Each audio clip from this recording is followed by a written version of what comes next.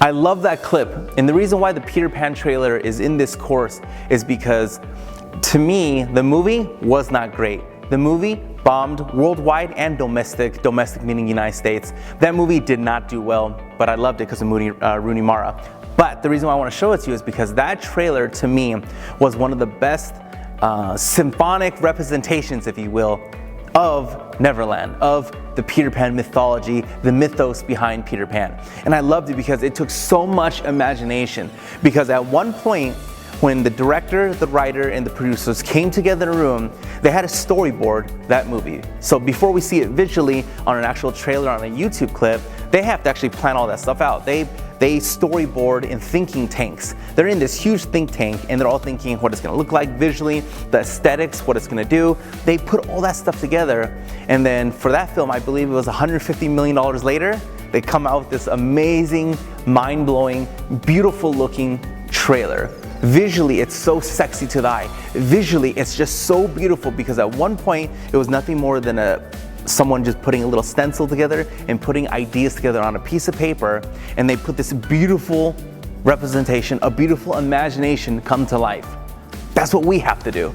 So, how to achieve what you want? Imagine that. It all starts with there. You have to at least have an imagination. You have to start exercising the brain. If you talk to anyone who works out, or people who want to work out, people who aren't happy with their weight, they feel like they weigh too much, they want to lose maybe 5, 10, 15, 20 pounds, whatever that is.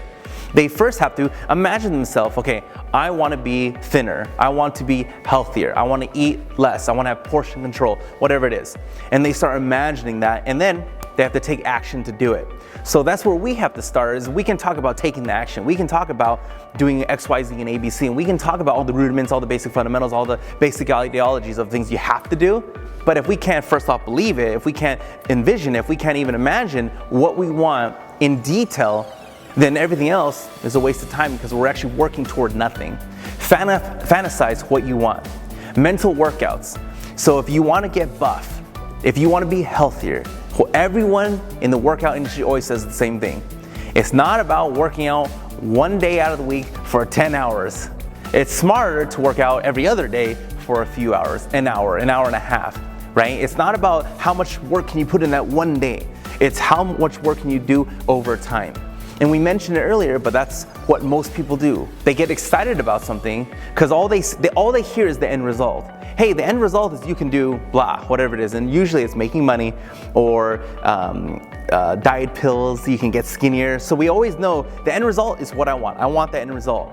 But no one ever sees the A, B, C, D, E, F, G, all the things that it takes to X, Y, Z, A through Z of the entire alphabet to get from A to Z. A is beginning, Z is, this is the end thing, which is in most cases where we want to make more money, or we want to get thinner, right? New Year's resolutions start to come out, we start to say all those things.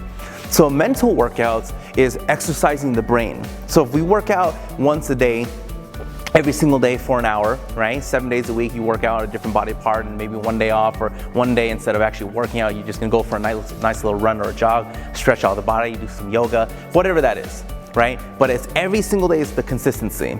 Same thing with this, the most powerful part of our entire life, our brain, making sure our brain works and exercising our brain, right? And getting creative and imagining things that we can or can't do right now, because as we spoke about earlier, you can only see so far when going to California. So that's okay if you can't see the end result yet, but it's more of, if the end result, Z, is California, and we're now in Vegas at A, how do you go from B, C, D, E, F, and doing those mental workouts step by step, stimulating the sympathetic nervous system.